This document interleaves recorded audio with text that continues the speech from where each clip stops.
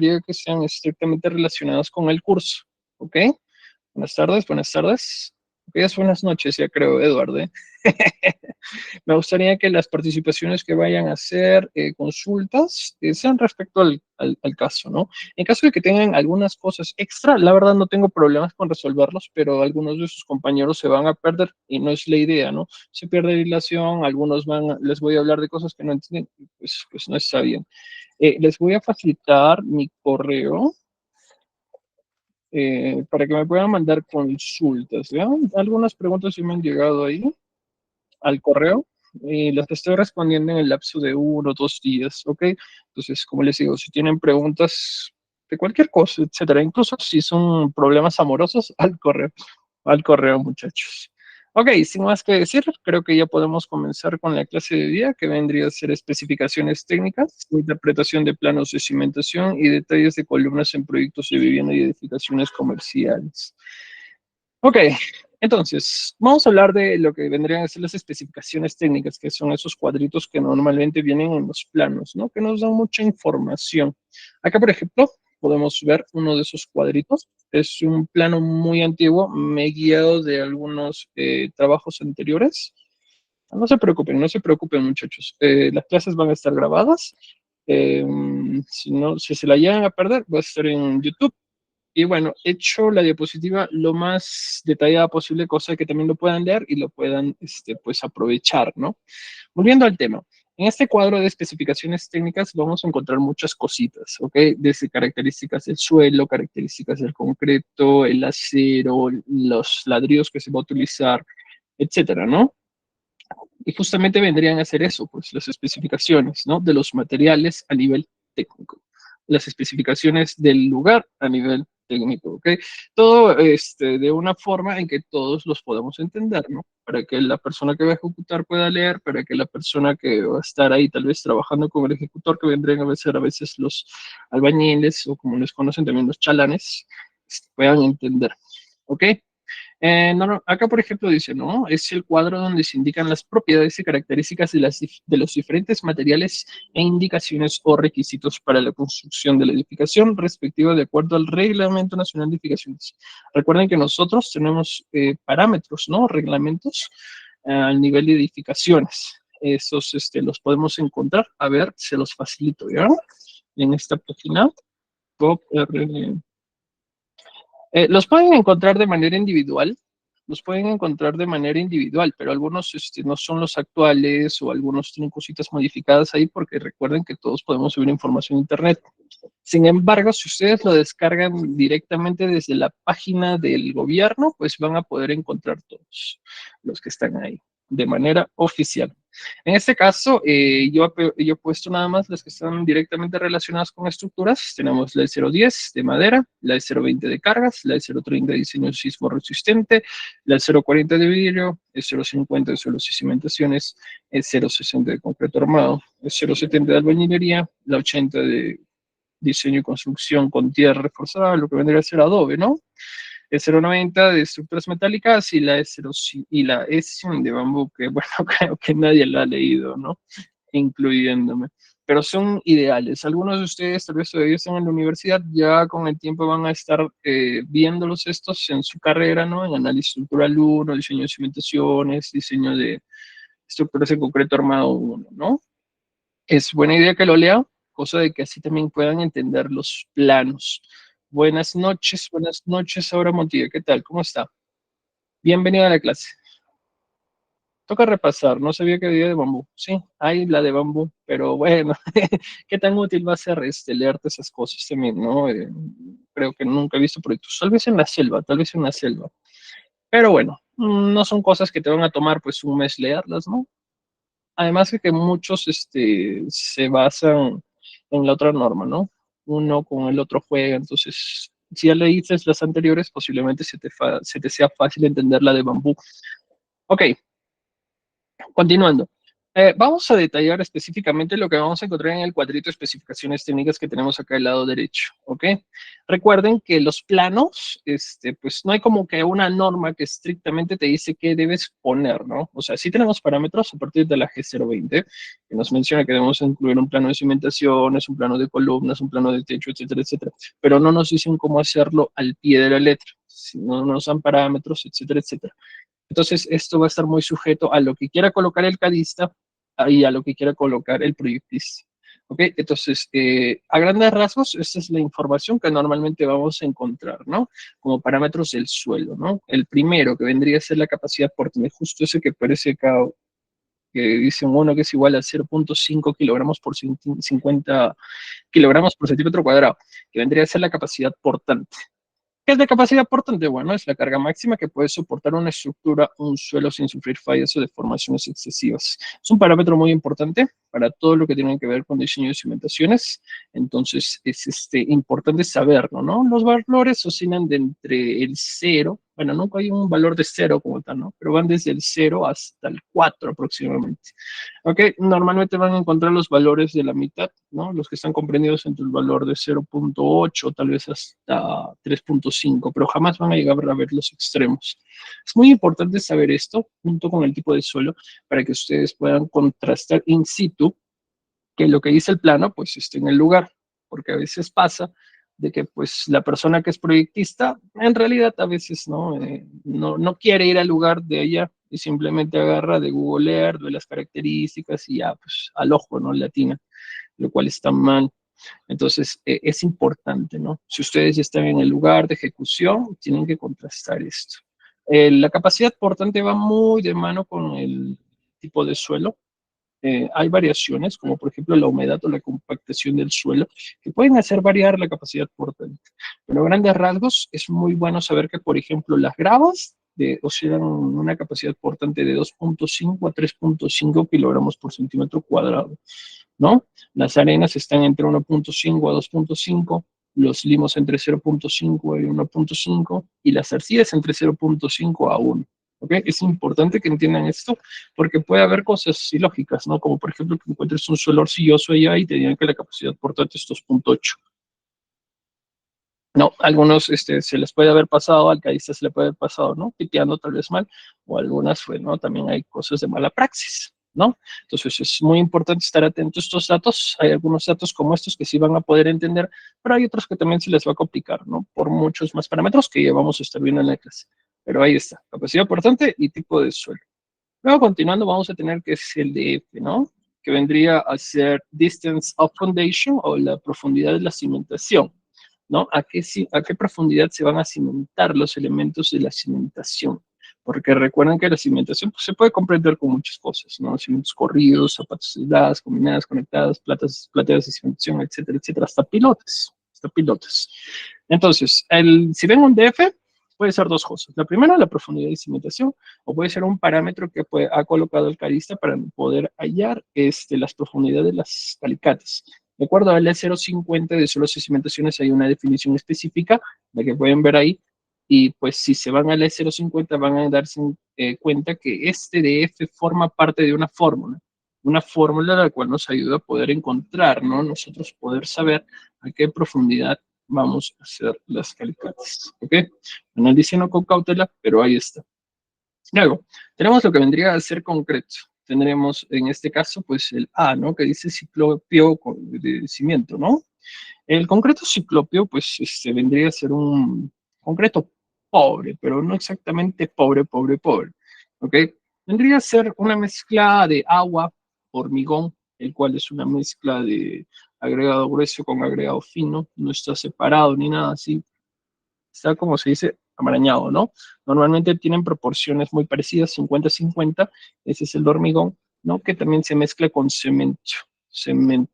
Y con eso ustedes obtienen el concreto ciclopio sin antes agregar lo que vendría a ser una piedra grande, o piedra de zanja, o piedra de río, ¿ok? Eh, ¿Por qué se les dice así? Porque son piedras grandes. En este caso normalmente son de 6 pulgadas, son de 3 pulgadas, ¿no? Varían de acuerdo con lo que se especifica. Acá ahorita, por ejemplo, nos dice, ¿no? Concreto ciclopio 1 en 10 más 30% de piedra grande, máximo de 6 pulgadas. Ese 1 en 10, no se confundan, no es una división, ya no vayan a dividir 1 en 10, no tiene sentido. Vendría a ser un ratio, que nos dice, por cada unidad de cemento que usas, debes usar 10 unidades, ¿ok? Esto no tiene unidades como tal, sino que son ratios, son proporciones, son adimensionales. Eso quiere decir que si tú usas una unidad de cemento, tú debes usar 10 unidades del otro, que en este caso sería hormigón. Pero como sabemos, los cimientos corridos, pues, no requieren un diseño de mezcla así 100% científico, ¿no? Entonces, lo que se hace, por ejemplo, en campo es agarrar proporciones muy parecidas, ¿no? Recordemos que, por ejemplo, una bolsa de cemento equivale a un pie cúbico, ¿no? Y cada buggy, si mal no recuerdo, equivale a 3 pies cúbicos aproximadamente, ¿no? De acuerdo de también el pata que llena. Entonces, lo que se hace, por ejemplo, si te dan una dosificación de 1 en 10, es normalmente usar una bolsa de cemento con 3 buggies más medio buggy, como pueden ver en la imagen referencial. Y luego utilizar así también las piedras grandes, que les recomiendo que sean de cantera, no de río, porque a veces las de río son porosas, ¿ok? Y pues si son porosas, son como los humanos que tienen osteoporosis, ¿no? Saben que se pueden en cualquier momento. Entonces, que son piedras que máximamente deben tener un tamaño de 6 pulgadas. ¿Ok? Ahí pueden ver a grandes rasgos un cimiento, cómo se vacía, etcétera, etcétera. El agua es como la sal, a gusto del cliente. Nada, mentira. Va a corresponder mucho a la experiencia del que está preparando la mezcla. ¿Ok? Porque no sabemos en cuánta humedad tiene ese hormigón. No sabemos. Entonces, pues ser muy bajo, etcétera, etcétera, se ajusta, ¿ok? Pero lo ideal es que no sea tan fluido. Lo ideal es que se tenga una mezcla consistente, sea una mezcla consistente, ¿ok? Ahí está. Concreto ciclope. Para la vez que la vean en especificaciones técnicas, pueden entender de qué trata. Vamos a tener el concreto ciclopio, pero en este caso para el sobrecimiento, ¿no? Que vendría a ser la partecita de arriba que va a estar recibiendo las cargas de los muros, ¿no? Ya sea si pues soga de cabeza o si tiene otra forma de construcción. En este caso, pues nos menciona que debe tener un ratio de 1 a 8, ¿no? Más 25% de piedras grandes de máximo de 3 pulgadas. ¿Por qué máximo 3 pulgadas? Porque imagínense que están haciendo un muro de soga, ¿no? Que tienen un apilado de soga, y ustedes pues le echen piedras de 6 pulgadas, 8 pulgadas, pues la piedra no va a entrar, ¿no? No va a haber recubrimiento, por así decirlo, aunque recubrimiento en estos casos creo que no existe. La cosa es que no va a haber lo que se va a chocar, ¿no? La piedra va a aparecer en lo que vendría a ser la parte externa del sobrecimiento. Por ello mismo se usan piedras más reducidas, en este caso de 3 pulgadas. Y con lo mismo, una relación de 1 a 8, ¿no? En este caso, una relación de 1 a 8 sería como una bolsa de cemento y 2 buggies completos de hormigón, más uno más, pero que sea la mitad. Esa, por ejemplo, ¿no? Y a la vez, pues, las piedras de zanja, ¿no? Que tenemos ahí. Y ya, ahí, por ejemplo, podemos ver cómo algunos albañiles están utilizando, ¿no? Esta mezcla junto con el encofrado para poderlo construir. El agua, igualmente, la misma idea, es el mismo criterio. Luego también vamos a tener concreto armado, ¿no? Como pueden ver en la siguiente parte, que vendría a ser pues el concreto ya pues de verdad, ¿no? El concreto estructural, por así decirlo. Aunque el otro también es estructural, ¿no? Pero este creo que es como que más implícito, ¿no? Todos sabemos que un concreto de 2 días, ya es concreto estructural, ya. La idea es de que este concreto, pues sí alcance una resistencia mínima, escuchen, mínima de 210 kilogramos por centímetro cuadrado. Puede ser más, si es más, genial, los 28 días debe dar esa resistencia. Pero si viene menos, puedes denunciar a la persona que ha hecho la mezcla. Muy bien sabido por ahí. Entonces, este concreto, pues para saber si llega a 210 kilogramos por centímetro cuadrado, se tiene que hacer ensayos de compresión, como pueden ver en la primera imagen, ¿no? Se hacen probetas de concreto de la misma mezcla que se han vaciado en los elementos estructurales el mismo día que han vaciado y se llevan a un laboratorio para ver su evolución con los días, ¿no? A los 7, 14, 21 y 28 días. A los 28 días, ya debe haber superado los 210. Si no lo ha hecho, como les digo, pueden haber procesos legales. No es de juego, no es de juego. ¿Ok? Recuerden que este concreto armado ya no está hecho con hormigón, sino que ya lleva cemento y los agregados, pero por proporciones diferentes, ¿no? El hormigón, por ejemplo, es un 50-50, 50 de agregado grueso y 50 de agregado fino, ¿no? En este caso, pues las proporciones son diferentes, todo de acuerdo a un diseño de mezcla, ¿ok? Entonces tendríamos cemento, agregado grueso, agregado fino, tendremos agua, y opcionalmente, pues a veces se le ponen aditivos, ¿no? Los cuales vendrían a ser los aditivos químicos que algunos conocemos, ¿no? Como plastificantes, retardantes, etcétera. O también tendríamos adicionales, los cuales no son exactamente aditivos, ¿eh? Los adicionales vendrían a ser elementos que usamos, que no son exactamente químicos, que se le echan a la mezcla para mejorar su desempeño. Por ejemplo, escoria de altos hornos, si mal no recuerdo, también creo que se les echaban bolitas de poliuretano. No estoy seguro del último, pero son diferentes, ¿ok? Y obviamente, pues para que sea concreto, debe tener acero corrugado. Obviamente en la probeta no se le pone una varilla de acero corrugado, ¿no? Pero sería interesante ver, ¿no? Porque sería más real, se pegaría a lo que es un elemento estructural, ¿no? Que tiene acero corrugado. Tiene sentido que no lo pongan porque dicen que el acero pues no trabaja bien a compresión. Sin embargo, pues sí, ¿no? Si tiene un valor pequeñísimo ahí que podría aportar una pequeña diferencia, ¿no? Al igual que el concreto, dicen que no trabaja a tracción y tiene sentido. Su comportamiento principal pues no es a tracción, es a compresión, pero no significa que no tenga una cierta resistencia a la tracción, ¿no? Por ahí tal vez podrían hacer un trabajo de investigación para su tesis o alguno que todavía está en la universidad, ¿no? Un trabajo de esos, le ponen una varillita de acero, aunque sea de cualquier diámetro, y la otra sin la varilla de acero, ¿no? Para evaluar las diferencias, tal vez hay algo por ahí, ¿no? ¿Quién sabe? Ok, esto vendría a ser lo que es el concreto armado. Ok, recuerden que no solamente hay resistencias de concreto de 210, sino que también hay más. Hay de 210, de 280, de 350, de 420. Normalmente me ha tocado ver que mientras más es la resistencia, es porque se exige que, o es por la resistencia al corte que se necesita que tenga el elemento estructural, o también porque pues a veces se hacen evaluaciones, ¿no? De si la resistencia va a ser suficiente para el elemento estructural. Ok, continuamos. El acero, bueno, el acero corrugado no sería concreto armado si no tuviera acero, ¿no?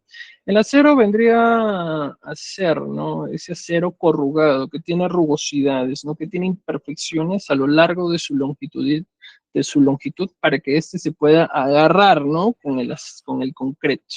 Ok, básicamente de esto ya hemos hablado de la clase pasada, pero hay un recapitulo, ¿no? Tenemos primero lo que vendría a ser la marca, ¿no? El fabricante, Aceros Arequipa, el diámetro correspondiente a la variedad de acero en específico que se está hablando, el grado 60 que corresponde a una norma de calidad, ¿no? En este caso pueden ver ahí las normas, y pues el país de fabricación, ¿no? Recuerden que el grado 60 está estrictamente relacionado con el límite de fluencia mínimo acorde al grado de la varilla. ¿Ok? Si es grado 60, mínimo debe permitir 4.200 kilogramos por centímetro cuadrado. Si es más, pues, más resistencia, más límite de influencia. Pero normalmente no son fáciles de encontrar, ¿ok? Estas varillas normalmente vienen de 9 metros, pero creo que se puede solicitar a las empresas para que pues vengan en mayores longitudes. Ok, ¿qué más? Vamos a hablar de albañilería, ¿no? Esto ya lo hemos estado viendo en la clase pasada, creo que a algunos les ha sorprendido. Y bueno, no está mal, ¿no? Siempre se aprende algo nuevo. Yo también estoy en ese trance de aprender cosas. Y bueno, acá vamos a ver lo que es albañilería, ¿no? Que según la norma, pues vendría a ser un material estructural compuesto por unidades de albañilería centradas por mortero. O sea que ya sería un conjunto, no sería una unidad. Y en este caso, pues la semana pasada les estaba diciendo que FB vendría a ser Force of Bricks, ¿no? FM, Force of Mampostery, ¿no? Siendo el primero, Force of Bricks, la resistencia característica por unidades de albañilería, como la primera imagen que pueden ver, ¿no? De esa forma podríamos evaluar la resistencia a la compresión de una unidad de albañilería. Y luego tendríamos la siguiente, pero ya como un pilar, ¿no? Se sientan varios ladrillitos y se evalúa la resistencia a la compresión, ¿no? La compresión axial. Y luego el último, ¿no? Que sería la resistencia al corte. Estoy hablando con un amigo, me comentó de que pues se ve el primero, ¿no? El segundo no tanto y el tercero creo que solo la PUCP tiene laboratorio para eso. Pero sería interesante ver alguna vez esto, ¿no? Tiene mucho sentido, ¿no? Normalmente cuando un muro falla por corte, pues se raja por la mitad así.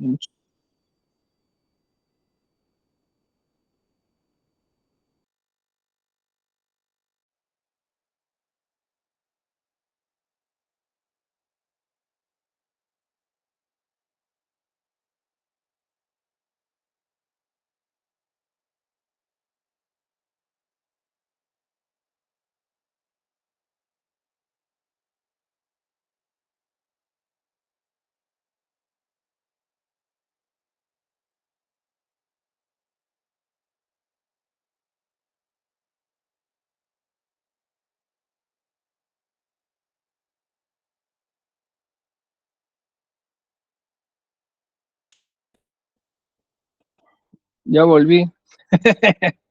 Te cayó un poste por acá. Ah, mentira, mentira, mentira. Ya volví, ya volví, ya volví. Sí, ¿no? Ya volví, ¿o no? Soy, pensé que era yo, yujú. ¿Cómo que yujú? Está un poco aburrido la clase. Bueno, algunas cosas tal vez, ¿no? Porque ya son cosas que vemos siempre. Te cayó un poste por mi casa. Oye, sí pasó, ¿eh? De hecho, hace tiempo se chocó un carro al frente de mi casa y se bajó un poste. Tengo evidencia si quieren saber, ¿eh? Pero igual, ya, eso pasa a segundo plano, muchachos. Volvamos al curso. Como les estaba comentando, acá hay una tabla que se puede extraer de la norma de albañilería. Y bueno, nos dan valores, ¿no? De resistencias características de la albañilería, ¿no? En kilogramos por centímetro cuadrado en megapascales, ¿no? Para cada elemento, ¿no? De albañilería, dependiendo si este es artesanal o es industrial, ¿ok? Recuerden que tenemos King Kong artesanal, que es ese, pues que lo encuentran muy barato, el King Kong industrial, que vendría a ser el clásico de 18 huecos, y el de rejilla industrial sería ese que se usa para albañilería armada, que casi nunca encontramos fácilmente. Ok, y luego también van a poderse percatar que los ladrillos vienen con un tip, ok.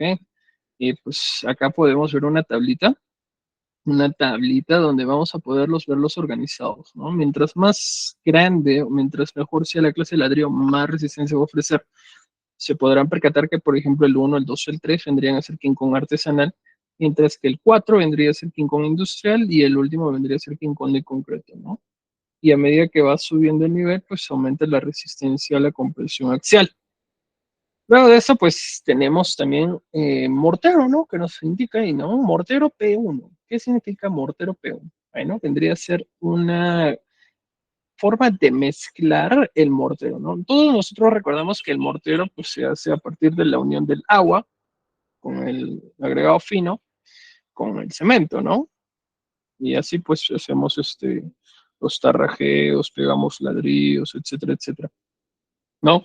Pero en ese caso recuerden que idealmente se debería incorporar cal a esta mezcla, pero normalmente no se hace. ¿Por qué? Pues porque cuesta, ¿no? Y la verdad nadie quiere invertir.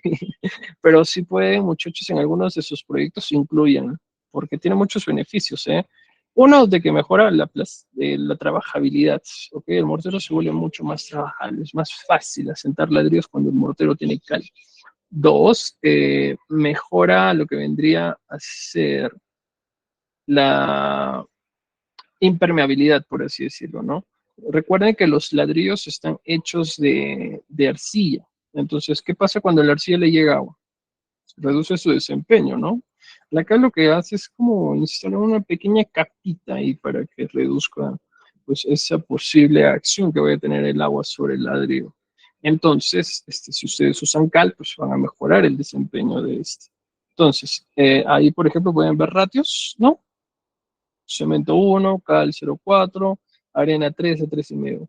¿No? Parecido al anterior, pero en este caso yo le recomendaría que lo usen por latas, ¿no? Una lata de cemento, un cuarto de lata de cemento de cal y 3 de arena. Sería mejor, ¿ok? Eh, Luego también vamos a tener los recubrimientos, ¿no? Que vendrían a ser esas capas de concreto aplicados sobre superficies con el propósito de proporcionar protección y mejorar su apariencia estética. Este caso, pues, es súper útil, ¿no? Recordemos que, pues, la carbonatación del concreto es un fenómeno que ocurre de manera muy peligrosa, ¿no? Amenaza mucho a la estabilidad de un elemento estructural y justamente está relacionado con eso, ya sea porque tiene contacto con el suelo o porque está muy en contacto con la intemperie, ¿no? Entonces, lo que se sugiere es que los elementos que tengan más contacto con lo que mencioné, el suelo o la intemperie, pues tengan más recubrimiento. Por eso, pues van a ver que las zapatas normalmente tienen 7 centímetros de recubrimiento, a veces más incluso, ¿no? Y los elementos que no tienen tanto contacto con con la intemperie, como por ejemplo las losas, pues tienen recubrimientos más pequeños, como de 2,5 o 2 centímetros. Muy bien, entonces ahí va, ¿no?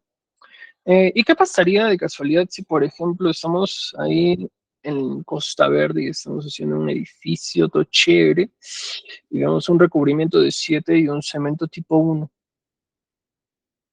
¿Lo ejecutan? ¿No lo ejecutan? ¿Refutan? ¿No refutan? ¿Alguno tiene algún comentario de eso? ¿Qué harían? ¿Lo ejecuto nomás? Total, no es mi culpa. Lo que se debería hacer son dos cosas, ¿no? Primero se podría refutar, hablar con el proyectista y decirle, oye, falta recubrimiento, ¿no? O el otro, pues decirle que cambie el cemento. Recordemos que el cemento también viene en diferentes tipos, ¿no? Tenemos tipo 1, tenemos tipo 2, tenemos tipo 3, tenemos tipo 4 y tenemos el tipo 5, ¿no? El tipo 1, pues es el convencional que vemos en cada ferretería. El tipo 2 también encontramos, y si mal no recuerdo, pues tiene una resistencia media a lo que vendrían a ser los sulfatos, ¿no? Mientras que el tipo 5, pues sí vendría a ser el que tiene la resistencia alta a los sulfatos. Exacto, exacto. De hecho, también si quieren les paso la traducción, es en inglés, se los paso al final si nos sobra tiempo, ¿ya? Y el tipo 4, pues es casi no comercial, si mal no recuerdo. Pero ahí está, esa es la idea. Recuérdense eso, ¿ya? Si alcanzamos tiempo, hablamos un poco de eso. Muy bien, Edward, muy bien. ¿Qué más? ¿Qué más? ¿Qué vamos a ver? También nos tocan a veces ver cosas que tienen que ver con las cargas y sobrecargas, ¿no? A veces el cadista lo coloca. ¿Por qué? Porque, bueno, es necesario, ¿no? A veces, pues uno cuando está revisando los planos, ver si tiene sentido, ¿no? Porque a veces a ojo de buen cubero se puede, tal vez, ver si algunas cosas están bien, ¿no? Por ejemplo, acá lo que normalmente se hace es, y lo que se debería hacer es colocar las cargas vivas, ¿no? Que se extrae de las E020, ¿no? Por ejemplo, si estamos en un pasadizo, le ponemos la respectiva carga. Si ves una escalera, le pones la respectiva sobrecarga. Si ves, por ejemplo, un salón de lectura, la respectiva sobrecarga, ¿no? Que están en el 0,20 de cargas, ¿no? Pero a veces también pasa de que algunos callistas pues ponen, ¿no?, el peso propio de una losa por metro cuadrado, ¿no? Una losa aligerada. Que, recuerden, varía en base a su espesor, que también está ahí, ¿no? A veces lo colocan, a veces no lo colocan, pero tengan en cuenta, no lo vayan a confundir con otra cosa. ¿Eh? Ahí está. ¿Qué más? ¿Qué más, muchachos? Bueno, a veces también encontramos parámetros para el análisis sísmico, ¿no? Bueno, acá si hablamos qué es cada cosa como tal, pues algunos no van a entender y tal vez algunos que ya incluso han terminado no los han llegado a entender bien, pero los usan, ¿no? Y bueno, en parte tiene sentido, ¿no? Porque son conceptos de física que están básicamente aplicados a lo que vendría a ser ingeniería sismo resistente. Lo que acá sería ideal es que ustedes, muchachos, puedan contrarrestar que la información que está en los parámetros del análisis sísmico estén de acuerdo con la norma de 0,30 sismo resistente. Más que entender los parámetros, verifiquen que cada valor que está ahí es correspondiente a los valores que van a encontrar en los valores de la norma. ¿Ok? Por ejemplo, vamos a comenzar con la zona, ¿no? Recuerden que se hacen los análisis sísmicos estáticos y dinámicos, ¿no? En base a estos valores, pues nosotros podemos ver cómo se va a comportar un edificio. Y para eso necesitamos pues, saber el clásico SUX, ¿no? SUX. Sacar coeficientes sísmicos, etcétera, para meter los setups. Y bueno, el primero sería el de la zona, ¿no? El de la zona. El territorio nacional se considera dividido en 4 zonas. La zonificación propuesta se basa en la distribución espacial de la sismicidad observada, ¿no? Ahí pueden ver una imagen referencial, ¿no? Zona 4, zona 3, zona 2, zona 1, ¿no? Y los respectivos, una tablita, ¿no? Donde básicamente nos da un resumen. Es 4, ¿no? Por ejemplo, lo que es Lima, deberíamos tener un Z de 0,45. Si la zona es de 3, 0,35. Esa es la idea, que los valores sean congruentes, ¿no? Acá, por ejemplo, dice zona 3Z04. ¿Ok? ¿Por qué? Bueno, es posiblemente porque esto haya sido de la norma anterior. ¿Ok? Pero esa es la idea, reconozco, que sean congruentes. Si quieren saber específicamente qué zona pertenecen, les invito a ver la parte final del E030. Ahí está, ¿no? Por distritos, por provincias. Está por provincias para ver en qué zona se encuentra. Porque hay algunos donde los colores se mezclan y uno no puede distinguir en qué zona está. Ok, ¿qué más? Luego tenemos los perfiles de suelo, ¿no? Que también vemos en las normas E030, que se clasifican tomando en cuenta la velocidad promedio de propagación de las ondas de corte. Eh, Mucha cosa para explicar. La idea es que ustedes puedan reconocer, ¿no? El tipo de suelo que se está usando. Ok, recuerden que, por ejemplo, el tipo S0 es de roca dura, el tipo S1 vendría a ser de rocas o suelos muy rígidos, el S2 es de suelos intermedios y el S3 es de suelos blandos, ¿no? Y el S4 pues ya viene basado de acuerdo al estudio de mecánica de suelos. Este perfil de suelo nos sirve muchísimo para nosotros poder sacar los valores de los periodos, los valores el valor de C, ¿no?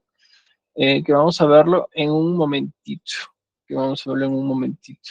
Pero es ideal, ¿no? Que muchachos, si es S0 es esto, si es S1 es esto, si es S2 es eso. Tienen que estar relacionados, ¿ok?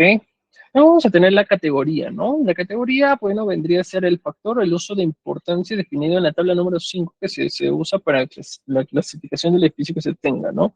No es lo mismo diseñar y construir, por más de que sean terrenos o estructuras parecidas, un hospital a una casa, ¿no? Se prevé que los servicios básicos, ¿no? Como salud, deban seguir funcionando después de un sismo. Si estos pues colapsan ante un sismo, pues ¿qué va a pasar? La gente va a morir con mucha más facilidad, ¿no? Por eso es que se les otorga un mayor factor de uso, ¿no? Mientras más importancia tiene. Acá, por ejemplo, si se van a la tablita, vamos a poder darnos cuenta que es una edificación de categoría C, lo cual correspondiente a la tabla que pueden ver es edificaciones comunes, ¿no? Tales como edificaciones comunes, viviendas, oficinas, hoteles, restaurantes, depósitos, instalaciones industriales, ¿no? Es importante reconocer esto, muchachos, porque créanme que uno de esos numeritos, por más de que sean decimales, hace mucha diferencia, hace mucha diferencia. ¿Ok? ¿Qué más tenemos? ¿Qué más tenemos? Tenemos lo que es el sistema estructural, ¿no? Los sistemas estructurales se clasifican según los materiales usados y el sistema de estructuración sismoresistente en cada dirección de análisis, 16 y 35. Yo creo que acelero un poco porque la clase hoy es un poco larga. O si no, la vemos en la siguiente clase. Pero ya, a ver. El sistema estructural básicamente va a ser, se clasifican según los materiales usados y el sistema de estructuración. ¿Ok? Los más comunes, pórticos, sistemas duales, sistemas de muros estructurales y sistemas de muros de utilidad delimitada, ¿no? Pues estuvimos viendo la clase pasada. Eh, Recuerden que estos valores de R solo se toman siempre y cuando no hayan problemas de torsión, ¿ok? Si hay irregularidades por ahí, ¿no? Que van a encontrar tal vez es en su proyecto, pues no pueden tomar un valor de R, no pueden tomar un valor de R. Y también recuerden que a veces hay dos valores de R, porque estos valores se hacen de acuerdo al eje que se está analizando. Ustedes pueden tener en un eje, por ejemplo, el X pórticos y en el otro sistema, en el otro eje podrían tener albañilería. ¿Ven? Entonces, ojo ahí, ojo ahí. No vayan a hacer como que, ah, ya, estos pórticos, ya ponle pórticos, pero tienes problemas de torsión. ¿Ok? Luego, tenemos la regularidad estructural, ¿no? Que vendría a ser a grandes rasgos, pues lo mismo. ¿Qué tan regular es la estructura en su forma, ¿no? En su forma y en su altura, ¿no? Normalmente, pues si se van a la norma 030 van a encontrar de que existen irregularidades, ¿no? Irregularidades en planta, irregularidades en altura.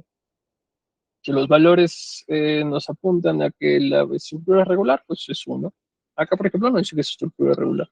Pero si no es regular, pues hay que hacer más análisis, ¿no? ¿Ok? Justamente es eso, la regularidad estructural. Si a nivel vertical es regular, si a nivel en planta es irregular. Tiene que ver con muchas cosas, centros de masa, centros de rigidez, eh, por ejemplo, si tal vez en el último piso simplemente han reducido, ¿no? Tal vez de lo que era 400 metros cuadrados de construcción, ¿no? De área construida, en el último piso lo han reducido a menos, ya habría una irregularidad, ¿no? Hay cosas que, por ejemplo, me ha tocado ver, ¿no? Por ejemplo, que en la municipalidad del Tambo, pues si hay una irregularidad, y aún así es la municipalidad del Tambo, se imaginan, muchachos. Y luego también vamos a tener este resumen de las condiciones de cimentación. Acá, bueno, a veces lo consideran, a veces no lo consideran, pero vamos a ver algunas cositas, como por ejemplo el factor de seguridad del corte, ¿no? Acá hay otros, en la tablita misma ven lo que es tipo de cimentación, pero esas cosas creo que ya son muy fáciles de entender. Vamos a los que la mayoría no entiende, ¿no? Como factor de seguridad del corte, ¿no? El cual es una medida de la seguridad estructural de un suelo frente a esfuerzos cortantes, ¿no? Este factor se utiliza en ingeniería geotécnica para evaluar la estabilidad de las estructuras sobre o en el suelo, ¿no? Eh, a grandes rasgos es esto. Mientras más alto es el factor de seguridad del corte, mejor. Mientras más se acerca al 1, estamos en números rojos.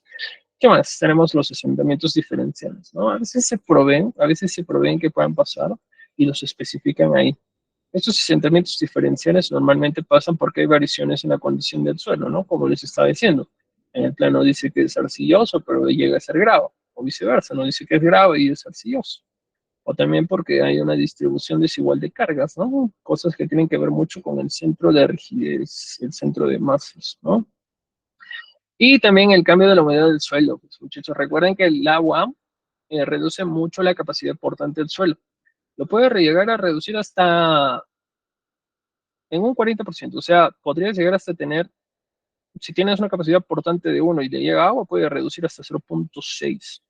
Así de peligroso es. Así que si ustedes tienen un vecino que por ahí ha dejado una tubería corriendo, se está llenando de agua tus cimentaciones, preocúpate, ¿eh? Preocúpate porque puede producir un asentamiento y ya sería peligroso. Luego, la agresividad del suelo que justamente estábamos viendo, que vendrían a ser elementos patógenos al concreto, ¿no?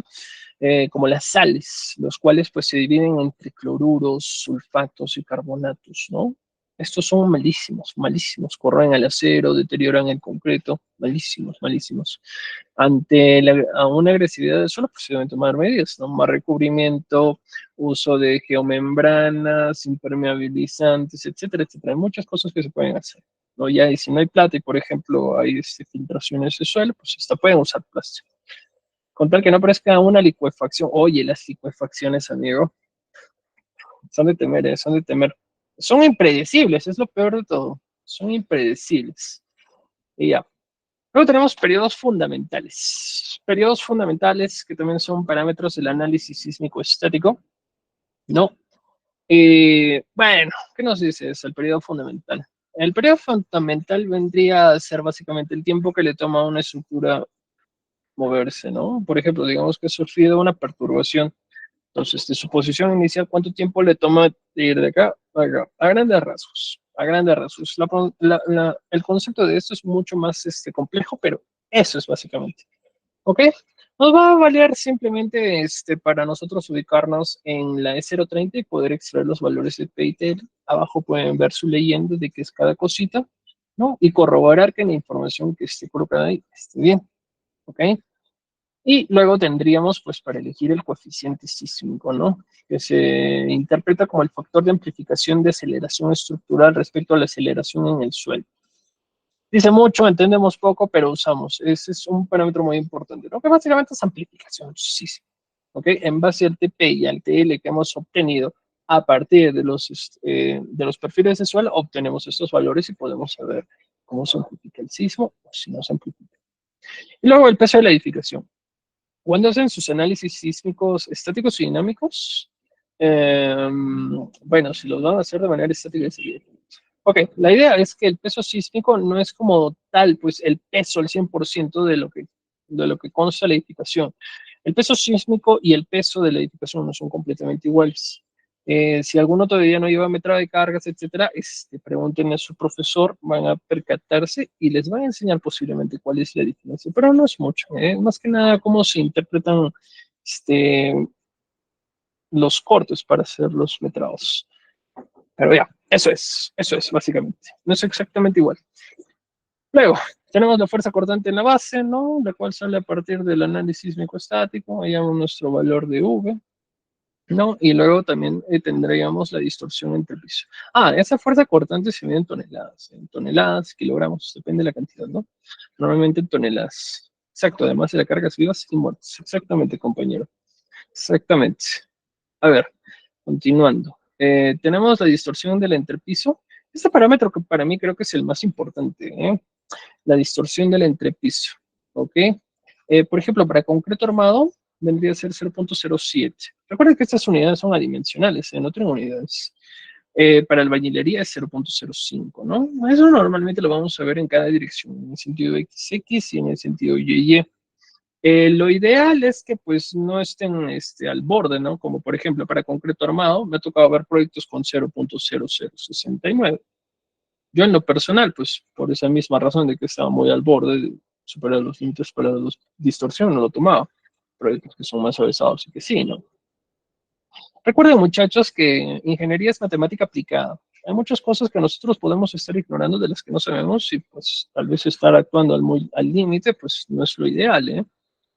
Eh, Lo ideal es que, bueno, en mi caso yo considero que se esté entre 0.005 hasta 0.0065, ¿no? Tampoco irse al otro lado extremo, ¿no? ¿Por qué? Porque, bueno, no es rentable, es muy costoso, no tiene mucho sentido. Luego de eso, pues ya vamos a comenzar con lo que truje chencha. Lo que han venido ustedes acá posiblemente, que es lectura de planos y cimentaciones y columnas para la clase de hoy día. Entonces, acá vamos a ver específicamente lo que vendría a ser algunos cortecitos, ¿no? Vamos a comenzar por la primera imagen.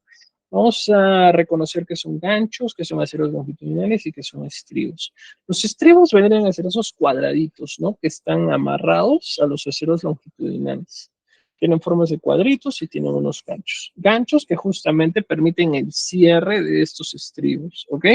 Recuerden que estos ganchos deben estar a 135 grados. Ante un sismo es mucho más difícil de que se abran a que si lo hagan de 90 grados, ¿ok? Los aceros longitudinales, pues su mismo nombre lo dicen, vienen a través de forma longitudinal, ¿no? Por todo el eje axial de un elemento estructural. Y ahí están señalados cada uno para que puedan darse cuenta.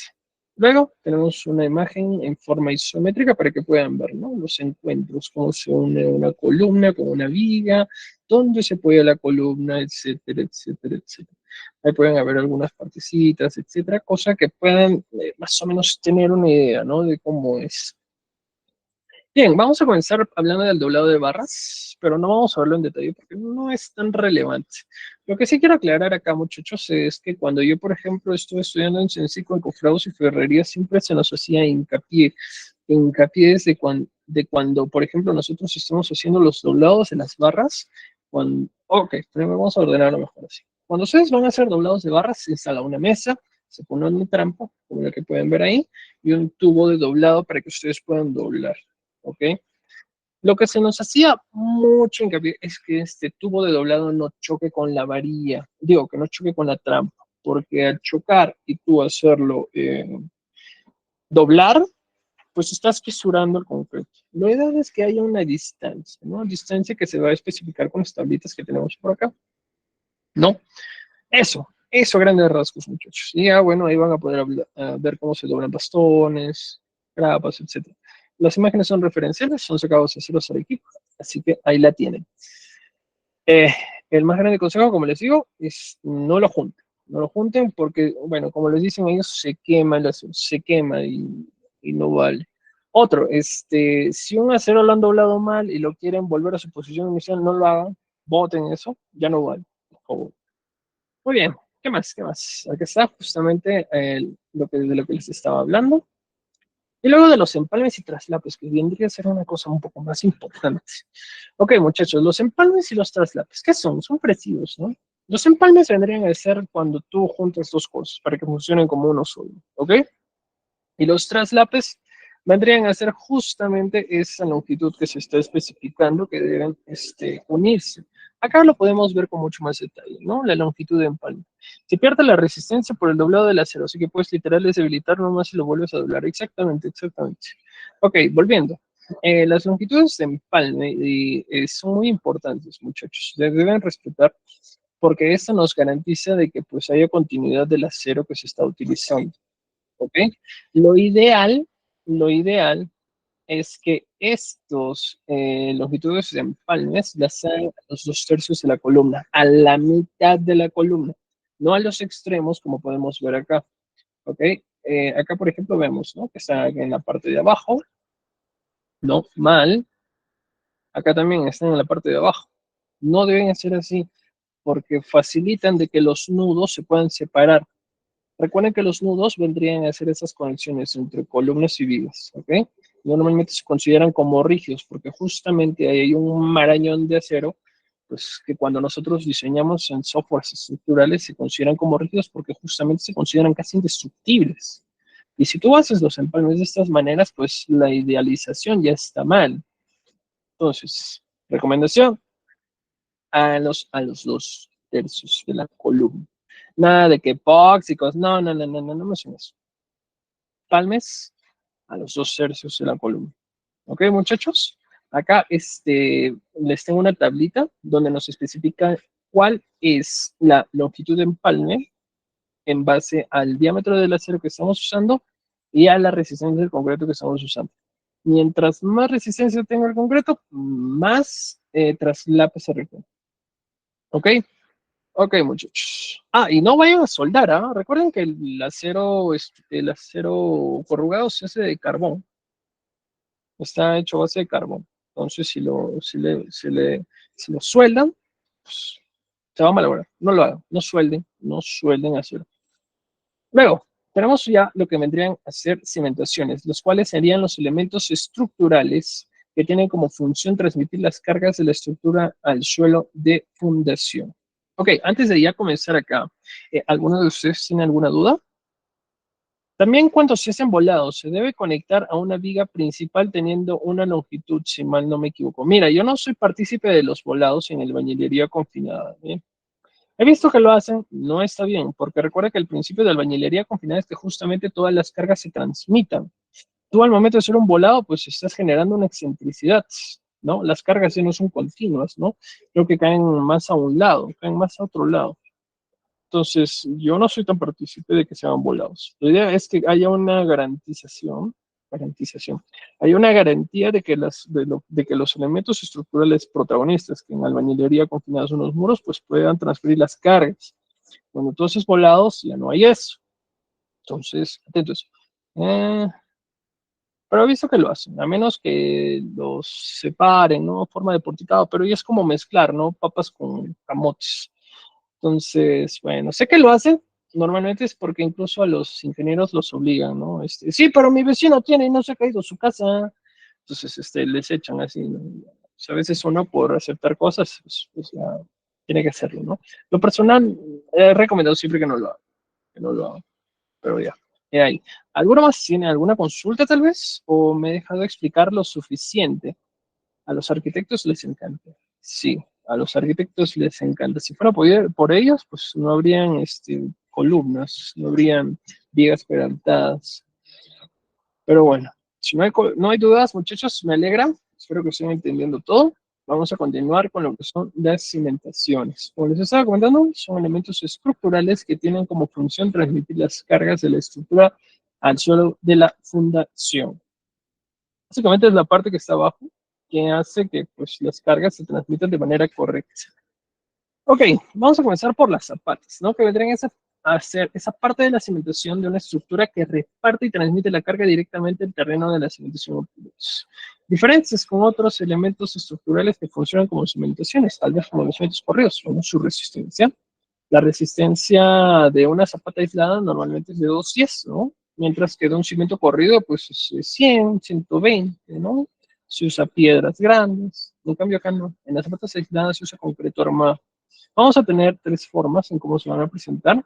Tenemos las zapatas centradas, las zapatas excéntricas y las zapatas esquineras.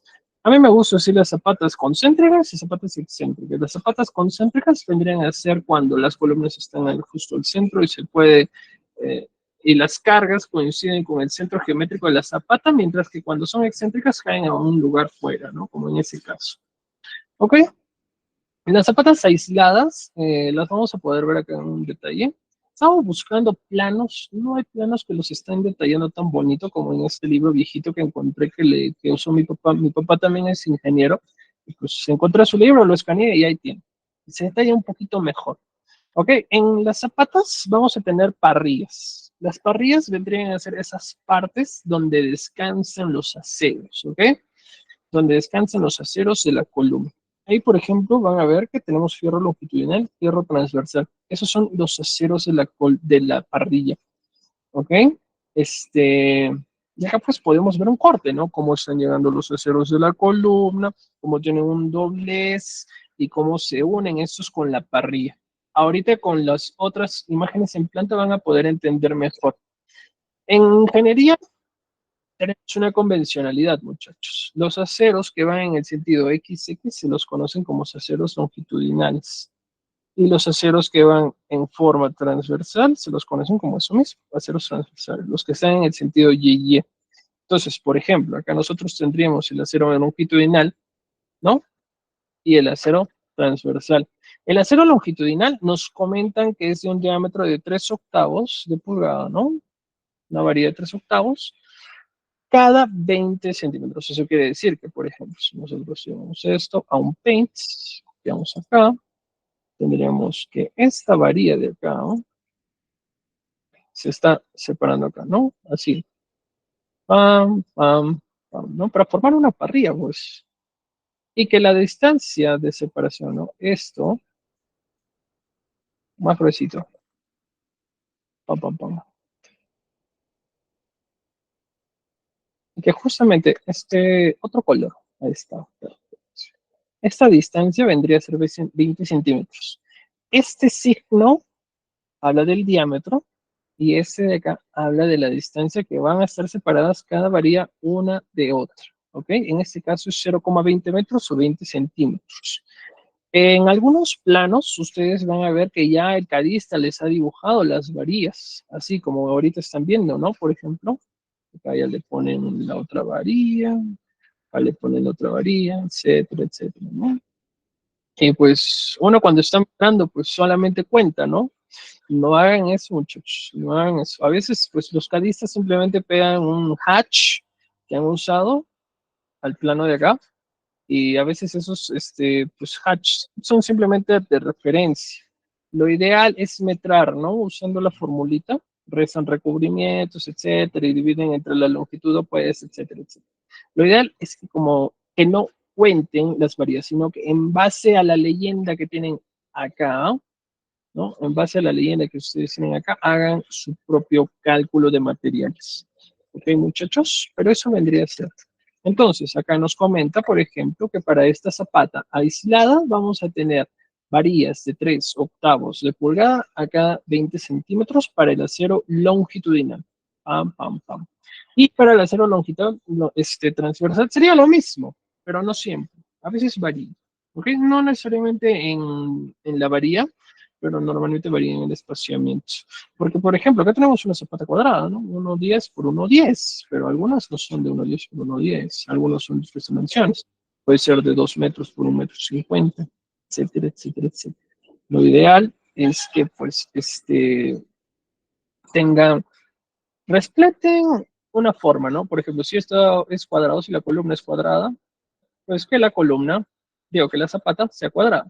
Si la columna es rectangular, pues que la zapata también sea rectangular. ¿Ok? Un pro tip, aunque algunos que habían llevado a ingeniería de cimentaciones sabrán por qué. Pero ya, ahí está. ¿Qué más? Tenemos acá, por ejemplo, ya tenemos un corte, ¿no? Un corte donde podemos visualizar, ¿no? Muchísimos más detalles. Podemos visualizar muchísimos más detalles.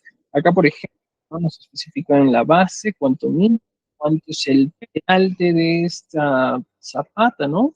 Minimizar los pasos sin perder la calidad. Cuando en el cálculo de, cuando en el cálculo de la cimentación se ve que las zapatas serán muy grandes, se puede optar por una losa. A ver, llegando a tu temita. O sea, tú recuerdas que hacemos normalmente un predimensionamiento, ¿no? Tenemos un predimensionamiento, etcétera, etcétera. Y luego, en base al prodimensionamiento, pues este tamaño o puede aumentar o puede reducirse, ¿no? A veces pasa que pues las columnas están muy cercas, ¿no? Y por ejemplo, cuando haces su cálculo de las dimensiones, están muy cercas entre sí. Entonces pasan a combinarse y ya no serían dos zapatas aisladas, sino serían una. Pero hay casos donde pues el terreno es muy malo. El terreno es muy malo.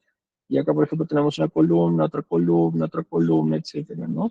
Y por ejemplo, tenemos todas las zapatas acá que se están juntando mucho, ¿no? Y pues en este caso, por ejemplo, tenemos que todos estamos acercando mucho, ¿no? Entonces tú dirías, ya, genial, acá los uno, ¿no? Y hago una zapata combinada y acá lo mismo. Pero para hacer el encofrado de esta parte central es complicado. Entonces, ¿qué se hace? Pues ya se hace una mole de concreto. Entonces, agarras y haces una losa de cimentación. Normalmente tiene que ver con eso, ¿eh? Ah, ya. Justo ahorita eso vamos a llegar, porque nos toca hablar de zapatas combinadas y zapatas conectadas. Pero ahí está. Ahorita terminando, si no sobra tiempo, te hablo un poquito más de eso. Ok, volviendo al tema. Acá, por ejemplo, podemos ver, ¿no? Podemos ver con más detalle en corte cómo están distribuidas las cosas, ¿no? Por ejemplo, acá podemos ver que el peralte de las zapatas es de 60 centímetros, ¿no? Que son muy comunes, 60 centímetros. Si mal no recuerdo, la norma nos exige que el peralte mínimo sea de 40 centímetros. Recuerden que ese peralte, aparte de estar en función a un cálculo, también está relacionado con la longitud de desarrollo del concreto. Para los que no saben qué es la longitud de desarrollo de concreto, vendría a ser esa longitud que nosotros tenemos que embeber una varilla de acero dentro de un elemento estructural, ¿ok? Y vendría a ser esa distancia que está justo dentro del elemento estructural. De acuerdo a la medida del diámetro del acero que nosotros vayamos a disponer, se exige una longitud de desarrollo. Hay más variables como si por ejemplo, está eh, funcionando a tracción, a compresión, pero grandes rasgos, ¿no? Si yo meto esta varilla, por ejemplo, y está viniendo de una viga, ¿no? A una columna, vamos a borrar esto. O si yo tengo una varilla que viene acá, ¿no? De la viga, y solamente se inserta hasta ahí, posiblemente no esté cumpliendo con la longitud de desarrollo correspondiente. Lo que nos establece la tablita esa es de que pues, se pueda respetar esa longitud de desarrollo para nosotros poder garantizar que esa varilla que está uniendo de un nuevo elemento estructural a otro elemento estructural queden adheridas y puedan funcionar como uno. Entonces, no porque ya llegó hasta acá el acerito y ya está funcionando bien, sino que debería, por ejemplo, tal vez llegar hasta ahí.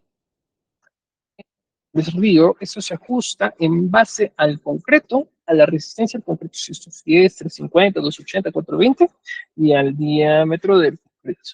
Ok, en este caso, por ejemplo, del que más me acuerdo es de una pulgada. Una pulgada, si mal no recuerdo, pues te exige de que el peralte, digo, la longitud de desarrollo mínimo sea de 70 centímetros.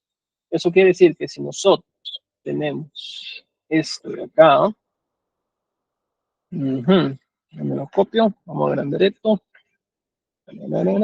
No, tenemos eso de acá. Esto quiere decir que si esta varilla de acá es de una pulgada, el peralte mínimo, ¿no? El peralte mínimo de esta zapata debería ser de 70 centímetros para garantizar que haya una longitud de desarrollo de ese acero que está entrando en la zapata. ¿Ok? Y acá pues también cuando hacemos, vemos los cortes también se nos especifican otras cosas como por ejemplo los estribos, ¿no? En la parte de acá, dentro de la zapata, cada cuánto van a estar separados. Cada cuánto van a estar separados. ¿No? Acá dice, por ejemplo, cada 20 centímetros. ¿No? Más adentro se van a dar cuenta de esto, que indica que el primero, o sea, este estribo de acá debe estar a 5 centímetros respecto a la parte superficial, la parte superior de la zapata aislada. ¿Ok? Y así, si se van dando cuenta, pues está casi todo detalladito, ¿no? Y ya, ese es básicamente. ¿Qué más? Luego tenemos zapatas conectadas, que son básicamente dos zapatas aisladas juntadas, una excéntrica y una concéntrica, con una viga de conexión. La viga de conexión nos permite controlar la excentricidad de esta zapata excéntrica. ¿no? Nos permite conectarlas y así evitar que esa zapata, que justamente tiene una carga excéntrica, pues se vaya a voltear, ¿no? O vaya a rotar. Entonces, esa es su función, ¿no? Ok, y acá, por ejemplo, pues ya les puse, ¿no? Algunos detallitos. Básicamente, como les dije, son dos zapatas aisladas. Dos zapatas aisladas. Entonces, especificar, ¿no? De las dos zapatas aisladitas que tenemos acá y acá, ¿cómo se lee? Pues ya va de más porque ya se los acabo de explicar. La idea acá sería entender cómo va lo de la viga de cimentación.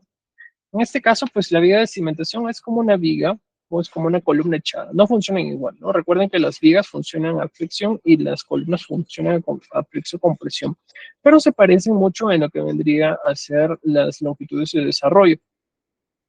En este caso, a ver, un ratito. Ahí están hablando de otra cosa que en WhatsApp. Ok, cuando ustedes hacen los traslapos, ¿no? Recuerden que las varillas son de 9 metros mínimo normalmente.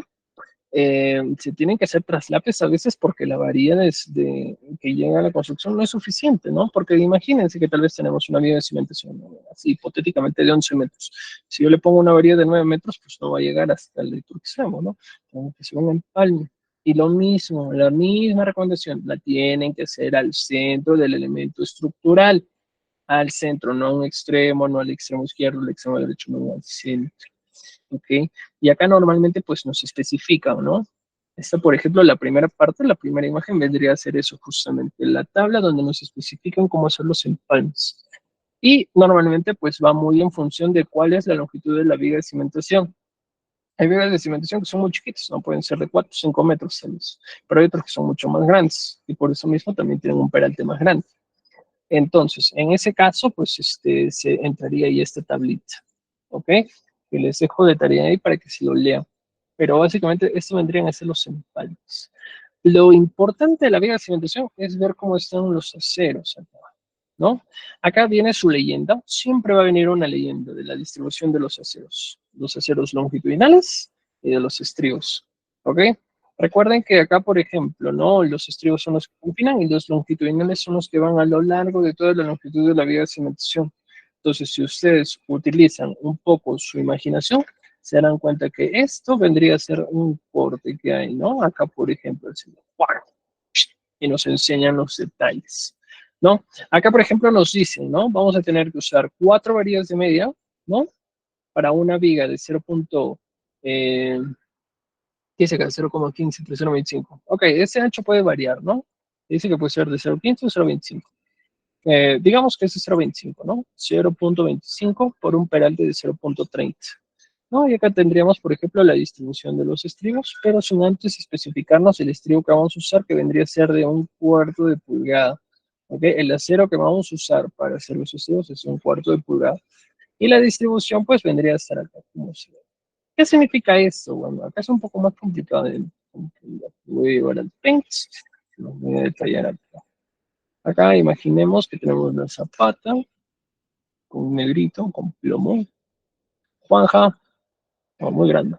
La vía de cimentación acá. Y acá están las zapatitas aisladas, ¿no? Por así decirlo, ¿no? Estos, creo que es más fácil entenderlo en columnas. Ahí está. A ver, en una columna es más fácil de entenderlo. Ya. Acá lo que nos dicen es de que tenemos un estribo a cada 0. El primer estribo 0,05 metros o, 0, o 5 centímetros, los siguientes 6 a cada 10 centímetros y el resto a cada 20, ¿ok? En cada extremo. Ese cada extremo nos está diciendo que nosotros vamos a tomar estos parámetros en cada extremo. Eso quiere decir que el primer estribo estaría acá, ¿sí? Y el otro estribo estaría acá. Este Estamos hablando de este. Listo, ya acabamos. Ahora, los siguientes 6 estarían a cada 10. Entonces, hagamos otro colorcito. Uno. Digamos que es a cada 10, no está a escala, muchachos. Acá, pam, chispa. 3, 4, 5, 6, ¿no? Y lo mismo acá. Serían 6 acá, ¿no? 6 acá. Y el resto, o sea, la parte del centro, a cada 20. Entonces, otro color. Pam, chispas. Acá, verde. Listo. cada 20 centímetros, por ejemplo. ¿Ok? Esa es la diferencia. Este resto cada 20 centímetros ya con el verdecito, el rojo vendría a ser especificado así. A eso se refiere. ¿Ok? Si alguno de ustedes tal vez le queda la duda. Es más fácil explicarlo en columnas. ¿Ok? Pero ahí está. Listo. Entonces, lo mismo, ¿no? Acá también les he colocado una idealización, ¿no? De cómo se ven en las zapatas conectadas para idealizarlas matemáticamente, ¿no? Recuerden que nosotros tenemos que idealizarlas matemáticamente para poderlas analizar. Y acá podríamos ver un detalle más grande, ¿no? De cómo van a estar puestos los estribos y los aceros longitudinales, ¿no? La imagen no está tan buena resolución, pero si le hacen zoom van a poderse darse cuenta, ¿no? Los espaciamientos entre cada estribo, los aceros longitudinales, etcétera, etcétera, etcétera. Me gusta porque está muchísimo más detallado de los que he encontrado en los planos. Acá te especifica un poquito más. Es como si te llevara de la manito para entender. Y acá lo mismo, ¿no? La sección transversal del corte AA, justamente. ¿Ok? Recuerden que no es necesario que se les especifique lo de las zapatas aisladas, puesto que ese ya hemos hablado. Hemos hablado. Y si quieren ver todo en conjunto, pues sería esto. Sería esto, ¿no? Donde ya pues se nos da un detalle mucho más panorámico. ¿No tendría poco estribo corto? ¿A qué te refieres? Ah,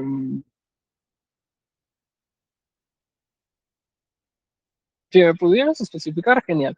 Pero recuerden que normalmente esta viga de cimentación se diseña por flexión, se diseña por corte y se diseña por fuerza de extensión, que creo que no tiene, ¿no? No tendría sentido.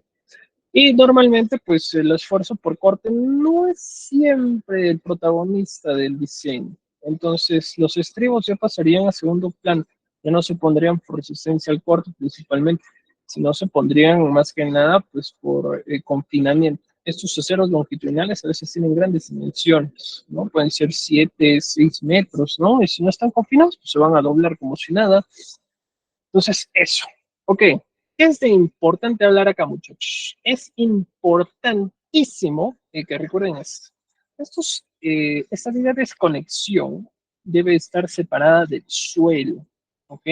Recuerden que debajo de estas zapatas aisladas hay suelo, ¿no? Y acá la vía de cimentación pues está muy agrandado, ¿no? Pero básicamente esta separación lo voy a llevar al pen para que me entiendan mejor. Esta separación, ¿no? Esta separación que hay entre suelo y viga de cimentación debe ser como mínimo 10 centímetros. He visto que hacen de 20, 10, 15, pero debe estar separado. A veces le colocan tecnopor, ¿no? En la parte de abajo, en toda esta zona, le colocan tecnopor, pues para que no choque. Yo recomendaría que lo saquen el tecnopor después de haberlo construido, porque no se comporta igual. Recuerden que una viga, ¿no? Una viga convencional, esta así, por ejemplo, tiene una deformación, ¿no? La viga que está ahorita, por ejemplo, en tu cuarto, ¿no? Se va a deformar así, pam, pam, pam, pam, pam, ¿no? Pam, pam, pam, pam, pam, pam, pam. En este caso, esto es para las vigas peraltadas, ¿no? Las vigas normalitas que tenemos toda la vida. Esa viga de conexión, pues no es así, es al revés. Debe estar así. Esta debe ser su deformación. Y si esta vía de conexión está tocando suelo, pues va a cambiarse el comportamiento completamente. Y la idealización matemática que tú habías previsto para eso, pues ya va a estar mal. Entonces, eso, muchacho, ojo, ¿eh? ¿Ya? ¿Qué más? Luego tenemos zapatas combinadas. Creo que de eso me estaba hablando Edward. Las zapatas combinadas básicamente vendrían a ser zapatas que se usan cuando ya están muy cercas unas a las otras o cuando se están aproximando muchos unas a las otras. ¿Ok? Se diseñan como dos zapatas aisladas. ¿Ok? Y la diferencia vendría a ser acá, por ejemplo, ¿no? Así es esta imagen. Como diseño, son como te dije, dos zapatas aisladas. Pero hay un punto donde vas a ver que el corte es cero. Cuando encuentres el punto donde el corte es cero, diseñas la primera zapata y acá diseñas la otra zapata. El punto de vértice. ¿Ok? Eso normalmente pasa pues por como les digo, ¿no? A veces están muy juntas las columnas o a veces están muy cercas a las unas a las otras, se están casi acercando o se superponen una sobre la otra, ¿no? Se tienen que llegar a combinar en ese caso. ¿Ok? Eh, Una característica muy importante de estas zapatas es que justamente llevan acero, ¿no? Como de doble mallo, ¿no? En la parte de arriba y en la parte de abajo. No solo tienen una parrilla, sino que tienen una parrilla arriba. Y es porque justamente, pues, su deformación es así, ¿no? Eh, si ven, eso vendría a ser la zapata, ¿no? Acá vendrían a estar las columnitas, ¿no? Y su deformación justamente sería así, más o menos, aproximadamente. A ver, ¿así? ¿Sería así su deformación? No, normalmente la deformación de estas es al revés. Pasa que es al revés, así. No es tan pronunciado, ¿eh? Yo nomás lo estoy diciendo para que lo vean. Entonces, como esta parte estaría en tracción y esta en compresión, esta parte normalmente es la que trabajamos. Por eso le pone a hacer en doble malla en la parte superior. Ok, y lo mismo, muchachos. Acá van a poder ver aceros longitudinales y aceros transversales. Su respectivo espaciamiento, su respectivo diámetro de varilla, ¿no? Y ya, la verdad no es tan complicado, muy parecido a la zapata aislada. ¿Ok? Luego tenemos lo que vendrían a ser los cimientos corridos, ¿no? El cimiento corrido es hecho a base de concreto ciclopio, como ya hemos estado viendo. Su objetivo es transmitir las cargas de la estructura portante hacia el suelo, ¿no? En realidad estos cimientos corridos son como, se conocen como zapatas aisladas alargadas, ¿no? Ya que su gran peralte no requiere diseño al corte y son utilizados como cimentación de estructuras de bañilería y concreto armado. Información sacada de Google. Ok. em, Estos elementos estructurales, pues como ya les estábamos viendo, pues tienen mucha resistencia a la compresión. No, tienen un poca resistencia a la compresión, ¿no? Normalmente están entre 100, 120, y acá igual, ¿no? Igual que los sobrecimientos. Acá en este caso vamos a poder ver dos, ¿no? Algunos cuando caen al centro, en la parte central, ¿no? Del centro corrido y otros que caen en la parte del extremo. ¿No? Que normalmente vendrían a ser sobre todo los centros corridos que culminan con un vecino, tal vez. Acá, por ejemplo, vendríamos a ver su representación, ¿no? De la parte como si lo estuviéramos viendo desde arriba y la otra que si lo estuviéramos viendo de mente para acá. Y acá, por ejemplo, tenemos algunas perspectivas de cómo se ven, ¿no? Acá, por ejemplo, tenemos varios cortes. Acá, si se dan cuenta, pues tenemos este corte de acá, este corte de acá, este corte de acá y su representación acá, ¿no? Por ejemplo, para este corte de acá vendría a ser este de acá y para este de acá vendría a ser este de acá. Como se dan cuenta, pues por la parte del sobrecimiento, ¿no? También hay estos casos donde, por ejemplo, tenemos cimientos ciegos, ¿no? ¿Por qué cimientos ciegos? Porque no tienen sobrecimiento, son medio raros. Se colocan normalmente cuando están previstos que van a haber puertas, ¿no? En el primer piso, puertas, tal vez, ¿qué más? Claro, normalmente son puertas, las puertas de la cochera, la puerta de un cuarto, ¿no? Y acá, esta sería su vista en plan, juntamente con su, su vista en corto, ¿no? Acá, por ejemplo, de este tramito que vemos acá, vendría a ser esto, ¿no? Justamente cómo se dispone el sobrecimiento. Acá que hay un hueco, tendríamos el sobre el cimiento ciego, y ese de acá vendría a ser ese de acá, ¿no? Justamente porque está alineado con el lado perimetral. Perdón, ese de acá vendría a ser todavía la continuación del primer, ¿no? Acá está. Las listas isométricas creo que nos ayudan a entender un poquito mejor, ¿no? Listo. Entonces, ahora podemos hablar de columnas. Estos son básicamente, lo llevan a hacer, en algunos casos me ha tocado ver que sí, pero bueno, si son aceros, pues se leen como las zapatas aisladas. No es tanta cosa, ¿no? Si tienen estribos, por ejemplo, los sobrecimientos, pues ya saben leer secciones transversales de los videos de selección, es exactamente igual. Acá, columnas, ¿no? Las columnas ya vamos a hacerlas ya como para cerrar. Las columnas son elementos verticales de una estructura que tienen la función principal de soportar las cargas verticales, transmitiéndolos hacia los cimientos para mantener la estabilidad y resistencia de la construcción. Podrían hacer estos elementos estructurales, ¿no? Y bueno, vamos a tener dos, las columnas de elementos soporticados y las columnas de confinamiento. Las columnas soporticadas, como estamos viendo en la primera clase, vendrían a ser estas columnas, ¿no? Están acá, que funcionan como un marco. Un elemento porticado funciona en base a vigas y columnas, no en muros. En este caso, por ejemplo, pueden ver que no, nada más funcionaría como parte de relleno. Acá le faltan sus columnetes, pero se entiende, se entiende. Acá la idea es que las cargas las reciban las columnas y las vigas, más no los muros, ¿ok? Luego tendríamos los elementos de confinamiento o amarre. En este caso, pues las columnas, como dice su mismo nombre, sirven de confinamiento, sirven de amarre, ¿ok? Y eso se garantiza pues a través de un endentado, ¿no? Un endentado, como pueden ver en la imagen de la derecha, ¿no? Lo cual permite que pues haya una especie de monolitismo, una especie de mezcla, ¿no? Entre la columna con el concreto, con el muro de albañilería, ¿no? Este endentado, pues normalmente se hace de 5 centímetros, ¿no? Y como les digo, se hace pues para que funcione como un todo. Acá pueden ver algunos detallitos, ¿no? Etcétera, etcétera. Pero leer columnas pues no es tan complicado, ¿no? Es como leer lo de la viga de cimentación.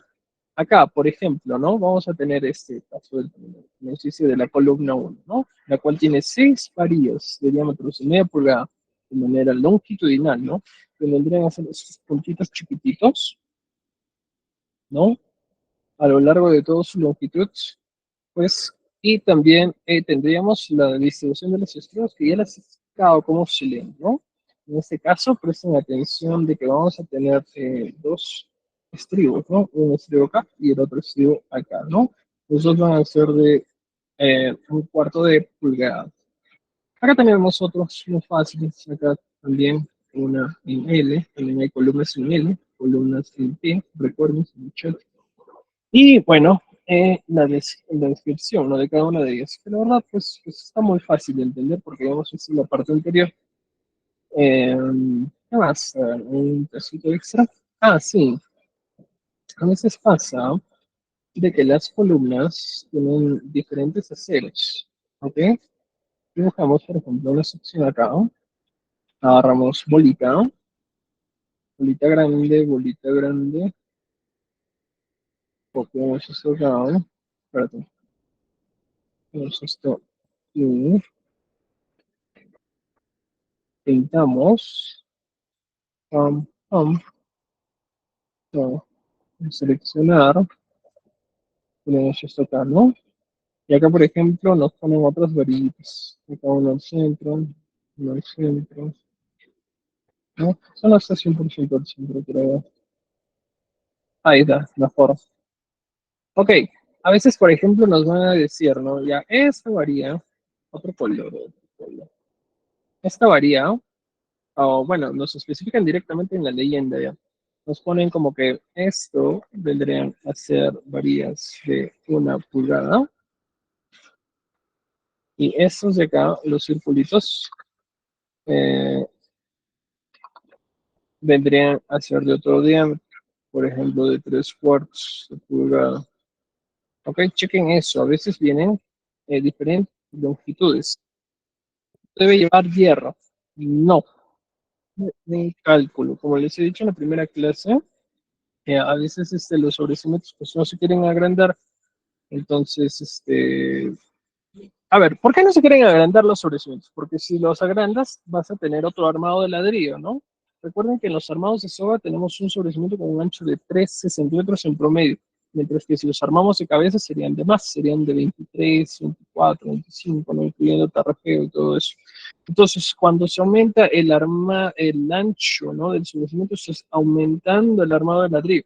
Y al aumentar eso también, pues estás reduciendo el espacio en los ambientes, ¿no? Al reducir los espacios en los ambientes, pues para los clientes o para el arquitecto mismo, pues no está bien, ¿no? Lo ideal es que todo se vea libre. Entonces, a veces para reforzar eso y no incurrir en armados de cabezas, se refuerzan con acero. Pero todo se presta a un cálculo, ¿eh? No es como que ya yo le pongo cero porque va a mejorar su comportamiento y eso, ¿no? Sería un gasto innecesario. Pero la idea va por ahí, va por ahí. Exacto, exacto, por ahí va la idea. Ok, volviendo al tema, como les estaba explicando, pues vienen así, ¿no? Y pan. También me ha tocado ver muchachos donde a veces, pues,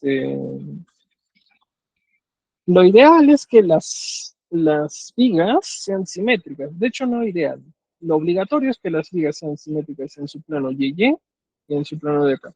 Eso quiere decir que deben actuar como una especie de espejo, ¿no? Lo que se ve al lado derecho se ve al lado izquierdo. Y lo que se ve en el lado de abajo se ve idéntico al lado izquierdo. A veces no vaya a ser que encuentre esto sí. Esto ya no es simétrico. ¿Y qué pasaría si ya no es simétrico? Pues el comportamiento es diferente. ¿Ok? Entonces, si alguna vez quieren encontrar esto, por favor, vayan a refutar o vayan a consultar, porque a veces al cadista se le puede escapar. ¿Ok? Esto no debe ser así. Otro que también, por ejemplo, me ha pasado en vigas de cimentación. Por ejemplo, ponen este de acá al centro, se llenó, se va acá afuera, agachó, acá arriba y el otro que también abajo. ¿Ok? Normalmente los aceros más grandes van a los extremos. ¿Ok? Alguno que ya lleva este diseño de elementos estructurales, pues sabe por qué, ¿no? Pero es básicamente por el análisis que se tiene que hacer, ¿no? Mientras más cerca están al centro, pues menos tracción hacen, por así decirlo. Pero mientras más alejados hacia el exterior están, más tracción ofrecen, por así decirlo. ¿Ok? Entonces, por ejemplo, acá supuestamente, según la leyenda, esto sería 3/4, ¿no? Y el del centro sería el de medio. Normalmente esto no es así. Normalmente los ingenieros siempre consideramos que los aceros más grandes vayan a los extremos. Vayan a los extremos. Entonces, si ven esto, consulta. A ver, ¿qué dice Edward? ¿Cuál fue uno de los errores que vio cuando estaba revisando planos de edificación, aparte de la zapata y el cisterna? Bueno, varios, amigo. Es que justamente como son planos en 2D que se hacen en AutoCAD, a veces pues, se pasan muchas cosas. A veces porque el cadista también agarra un plano anterior, copia las especificaciones técnicas y las plancha ahí, ¿no? Y se olvidó de cambiarlas. O no sé, amigo, hay varios. Pero el que más me espantó fue ese, justamente, el zapato con la cisterna, ¿no?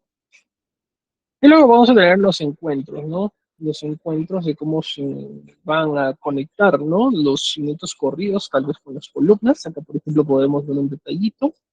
También vamos a poder ver cómo se encuentran con las zapatas. Recuerden que este acero baja, el acero longitudinal baja y en la parte de abajito tiene que doblarse. Tiene que doblarse. En planta eso sería así, ¿no? El acero llega acá, eso está acá, ¿no? Y esta pues tiene sus aceritos, ¿no? Este de acá, este de acá, este de acá y este de acá. He visto casos donde los doblan así, ¿no? ¿No? No hay exactamente una norma o alguna sugerencia que yo haya visto que digan cómo debes hacer esto de manera correcta. Pero en lo personal me permite dormir mejor si las hago así, de forma diagonal, así. Una sugerencia por si las quieren hacer. Pero eso sí, respeten la longitud que les está pidiendo. Normalmente es 30. Normalmente es 30. ¿Qué más? Tenemos también los encuentros con vigas. Acá pueden ver, por ejemplo, un corte. Y también los encuentros con último techo. Acá principalmente es lo que deben prestar atención a estos dobles, como se insertan, ¿no? Y ya está. Eso es todo, muchachos. Llegamos al final de clase. Espero que hayan podido comprender lo que hemos visto hoy día. Y pues si tienen algunas dudas, como les digo, de acá. O si no, háganmelas llegar al correo. ¿Alguna duda de por ahí que tengan, muchachos? ¿Alguna cosa que les ha quedado tal vez ahí no tan segura? ¿Que tienen dudas?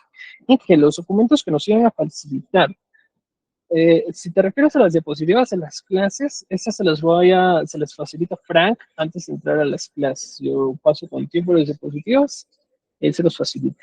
Los documentos, libros, etcétera, que yo les iba a facilitar por mi cuenta, se los voy a facilitar en la tercera, en la cuarta y en la quinta última, las dos últimas clases. Como les digo, voy a tener un drive, va a ser abierto durante la clase y luego la voy a cerrar. ¿Ok? Van a haber varios archivos, libros, solucionarios, no sé qué cosas, ya van a ver. Ok, fuera de eso, pues espero que no les hayan quedado dudas. Espero que hayan podido comprender todo lo que hemos tocado el tema de hoy día. En la siguiente clase vamos a estar viendo lo que son los días, si no me recuerdo. Vamos a tener ya ejercicios prácticos, porque ya hemos entendido cómo se ven las secciones transversales. Entonces yo voy a poderlos ahora invitarlos a participar, ¿no? A que completen, por ejemplo, las leyendas de las secciones transversales de las columnas, y ustedes pues así participar, ¿no? Porque también yo entiendo, me ven hablando, hablando, hablando, yo me aburro, ¿no? Entonces ahora van a salir a la pizarra a resolver, muchachos. Denle una repasadita, no va a ser complicado, pero recuerden que si participan van a tener puntos extra. Tal vez ser la diferencia entre aprobar o no aprobar el curso. Los exámenes van a ser tipo universidad, yo les enseño lo básico y en el examen pues va a venir temas así que no han visto en la clase, ¿ok? O los hago muy facilitos. ¿Qué dicen? No, la idea es que todos puedan aprender muchachos. Entonces, pues así va a ser. Sin más que decir, me parece... Voy a poner algunos difíciles para que no lleguen a 20 ya.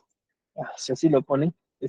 Pero ya, muchachos, me parece que la clase fue muy divertida. He podido tal vez explicar algunas cosas que no me quedan a mí también muy por sentadas, ¿no? Porque a veces ya terminamos la carrera y creemos que sabemos todo, ¿no? No es así, siempre hay cosas por aprender, muchachos. Es más, apuesto que algunos, por ejemplo, se han llevado conocimientos nuevos a pesar de tal vez de ser ingenieros con experiencia. Espero que sea así en las siguientes clases, aunque ya son los temas un poco más conocidos. Y bueno, si quieren hablar de los cementos, podemos hablar un rato. O si no, pues ya nos despedimos a cenar, porque justamente ahorita yo tengo un hambre que no se imagina. A ver, manden emoticones o reacciones, o levanten sus manos si quieren hablar de cementos. Si no, pues para irnos ya a comer, ¿no? A ver, creo que no hay entusiastas. Bueno, creo que ya se lo saben. O sea, muchachos, solo hay 4 de 35. Espero verlos en la siguiente clase, muchachos. Tal vez para la siguiente clase ya les traigo un poquito más de lo de los cementos al final de la clase, ya les especifico un poco más. Ya, entonces muchachos, fue un gusto, los espero ver en la siguiente clase. Recuerden que los certificados son importantes, sobre todo en nuestros rubros. No veo bachilleres en ingeniería civil ganando buen dinero, pero sí veo bachilleres de ingenierías en computación ganando buen dinero. Nosotros piden titulación, entonces un diploma, un colegiatura, un poco más nos piden hasta doctorado para trabajar. Así que muchachos, cuídense y bueno, recuérdense, regalen un like si les ha gustado la clase, un dislike si odian la vida y bueno, nos vemos, nos vemos, nos vemos. Cuídense muchachos, cuídense, cuídense, cuídense.